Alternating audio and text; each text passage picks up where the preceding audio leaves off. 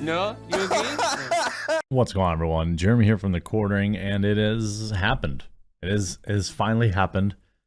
Amazon has opened the floodgates. That's right. 25 million people watched Lord of the Rings of Power, episode 1, 2, and now episode 3 is out. We don't know viewership numbers. I would suspect there'll be less, but Amazon said 25 million people watched the show, and so obviously, now that the reviews are out, I would assume there'd be, oh my God, it wouldn't be out of line to have 500,000 reviews, right? I don't think that would be, especially how like emotionally attached people are. Well, the first image I saw this morning, it had a perfect 5 out of 5 review, 25 million viewers, and as you can see, if you look closely, there were 2 reviews. 2 reviews. Now, since then, Amazon has literally opened the floodgates, and we have 800 reviews. That's all they've let out. Now, in my opinion, what they're doing is, of course, curating it. They've got a score. This is how I believe Rotten Tomatoes works. They have a score that they want to get to, that they think the public will believe. And so they'll let through kind of just enough reviews from both sides to achieve that score. I believe Amazon will not let this drop below 3 stars. That's what my opinion is. Now, maybe I'll be wrong. It certainly is below 3 stars. The fact that it's a 6.7 on IMDb, and if we actually click through to the whopping 794 reviews, it's a 3.6, which means it's a 7.2 out of 10. A 7.2 out of 10. If I use promo code The Quartering to pick up some delicious fall blends of coffee from Coffee Brand Coffee and my coffee reviewed at a 7.2 out of 10, I would throw it out. Just so you know, pumpkin spice. Look at this.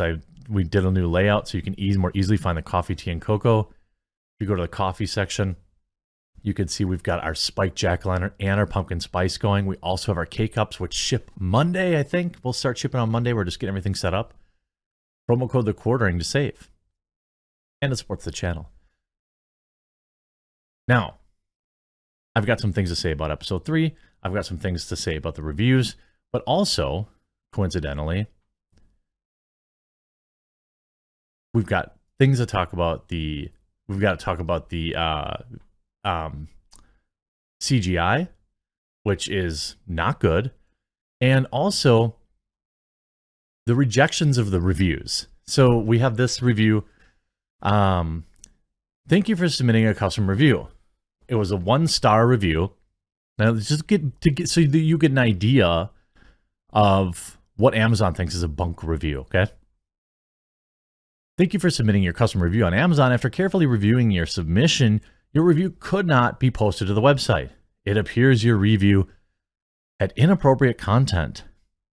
While we appreciate your time and comments, reviews must adhere to the following guidelines. Link to the guideline. What was the terrible review? Lame. A shame they couldn't just keep content original these days. Go woke, go broke. 1 star, rejected. Now, what terms of service that broke, I couldn't even begin to guess. I couldn't. You know, I'm assuming it's the go woke, go broke part. They called it woke, so they removed it. But we're going to look at some other 10-star reviews that seem to fly in the face of this. Also, as pointed out by Mr. Robot.uk on Twitter, the numbers for Rings of Power keep going down. 1,942 earlier, now 1,893. You see here, if you kind of zoom in, you can see here. Now, this must be the UK website. So it has a 3.0 out of 5, 6 out of 10, still probably too high. Then it's still up at 3.2, or still holds at 3.0, but the total number of reviews change. Isn't that interesting? It's like they approved it, and then they're like, wait a minute. Now, like, correction, now down to 1,881. Weird, considering Amazon said 25 million people watched it. So they keep, like, allowing and then removing reviews. 1881 in this picture. This is 1893, I think. And this is,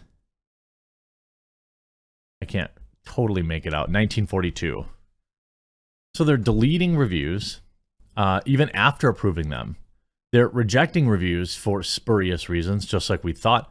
And by the way, at least they're notifying people that they're deleting them, because even yesterday, Amazon's Rings of Power still doesn't have any user reviews on Prime Video nearly a week after it premiered. Now, this isn't like the only bad show that Amazon's ever put out. People really didn't like, what is it, Wheel of Time? It wasn't my bag. I don't think I made any videos really about it. I know a lot of people said that they were unhappy with the adaptation or the way it turned out. I wasn't connected to that story. I didn't watch it, so I don't really care. Or it's not that I don't care. I'm sorry. It's more like, it's not off the top of my head easy, but I remember that show got pretty bad reviews. And Amazon allowed it. They weren't scrubbing reviews.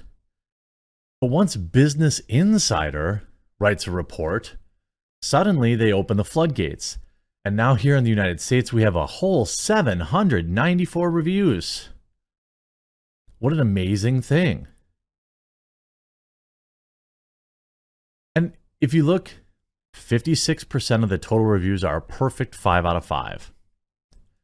I have a feeling that some of these 5 out of 5s aren't exactly going to be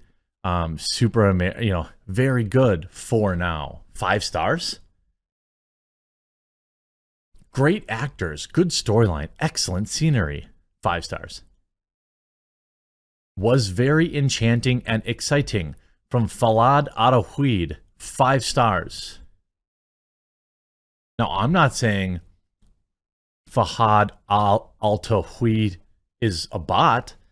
I'm just saying that Fahad does not exactly have an in-depth review, yet it gets approved perfectly fine because it's a 5 out of 5. Like some of these, I think they're very real. I'm not saying they're fake at all. Like this review from Rebecca. Love it. Just saw the first episode and it's amazing. Can't wait to see the second. Great actors and graphics for good scenes. Slow beginning, but it's expected. Just like Lord of the Rings and The Hobbit began. Lord of the Rings was not that slow. After 2 episodes, we were already at Balrog in some serious action in the original trilogy. But, that's neither here nor there. If we look at 1 stars, there's certainly plenty of there's certainly plenty of, I would say, not kind 1-star reviews that they're allowing through. Big Kahuna says, boring. This is whack. Avenger says, bad. Review the United. And by the way, this was a review that was left on September 6th, and they're only finally putting it out now. What a confused mess, 1 star. Unwatchable, 1 star. Terrible show, 1 star. Slow, 1 star. Lacks character strength, found it to be boring and uneventful. Game of Thrones is 10 times better, 1 star. So it's not like they're not, it's not like, some of these are pretty spicy. And they are look at this review. Good Lord. Dumb and Dumber, 1 star. A Beautiful Boar, 1 star. That's actually a great way to put it. So let me talk about episode 3 a little bit, kind of spoiler free. It will be spoiler free. There is some I'll say episode 3 probably took the most liberties with the source material yet. Putting, how do I say this? Galadriel traveling to a city in which she's never been there. Then they had the Queen Regent, Muriel. The stuff going on with her that never really happened. But there was a little more action. And if you're not watching the show with an active eye on oh, how does this compare to Tolkien lore? You probably, it's not like that big of a deal if you're a casual viewer. It's not like, oh, she never went to this city in Tolkien's works. If you don't no deep token lore, it's not going to offend you. It's not as bad as like the CGI, which I think is offensive, and the $50 million. Like, look at this. But it looks better than Peter Jackson's film. Ladies and gentlemen, we have the worst CGI of the year. I mean, I don't know what's going on with that thing, but it looks very bad. Very bad. You know, and you know, the dialogue, the thing is, there's two things about the third episode that I'll say. I thought going into it that like Amazon, I mean, obviously they can't change anything now. It's done is done. But I was hoping that somebody like behind the scenes realized that, okay, well, we took a long time to build up. So we need to get cracking, you know, get some stuff going on. And like, they just didn't. Like, it's still boring. That's the biggest unforgivable sin, is that you should not feel bored watching anything token related. And it's just still boring. Maybe episode 4 will pick it up, and like maybe after 30 episodes, people will look back and say, "Man, this was a really good series," but those first couple episodes really stunk.